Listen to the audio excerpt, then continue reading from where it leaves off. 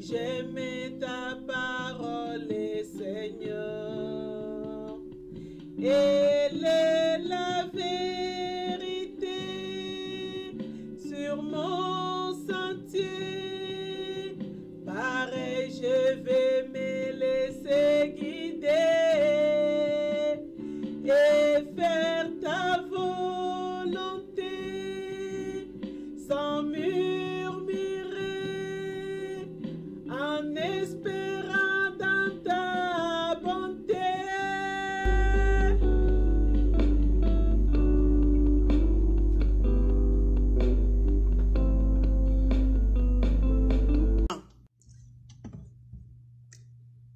Jeudi 13 janvier.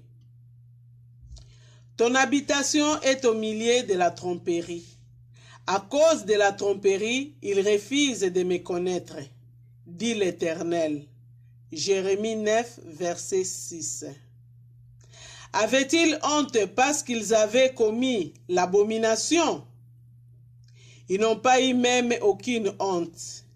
Et ils ne savaient pas ce que c'est que d'être confus. Jérémie 8, verset 12.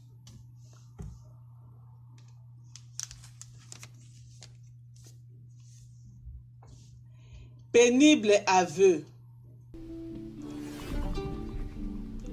L'éditorialiste d'un grand quotidien écrivait en substance ceci. Durant les 30 dernières années, nous avons fait plus de progrès que pendant 30 siècles.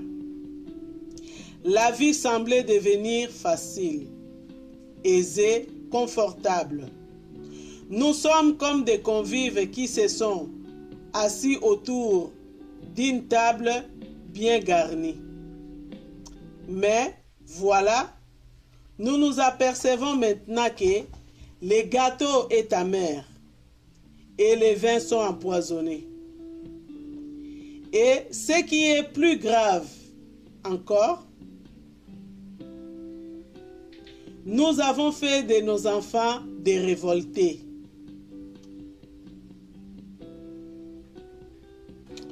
Nous comprenons la déception des temps de nos contemporains qui se sont dépassés sans ménager leurs peines pour leur bien-être de la société. Ils ont voulu construire un monde sans Dieu et Dieu les a laissés aller très loin. Il nous rappelle ces hommes qui jadis dans la plaine de Shinar voulaient construire une tour dont le sommet atteindrait jusqu'aux cieux. Genèse 11, verset 4. Orgueil humain. Vouloir se passer de Dieu ou devenir son égal. Mais l'Éternel les dispersa sur la face de toute la terre et confondit leur langage. Aujourd'hui, ils sont encore dispersés et parlent des langues différentes. Non, l'homme ne peut pas être heureux loin de Dieu.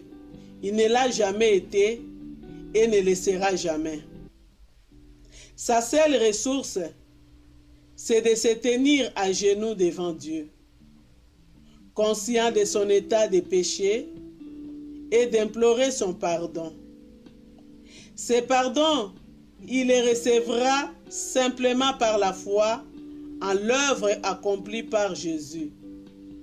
Pardon donné gratuitement par un Dieu qui l'a payé si cher, puisqu'il a donné son Fils.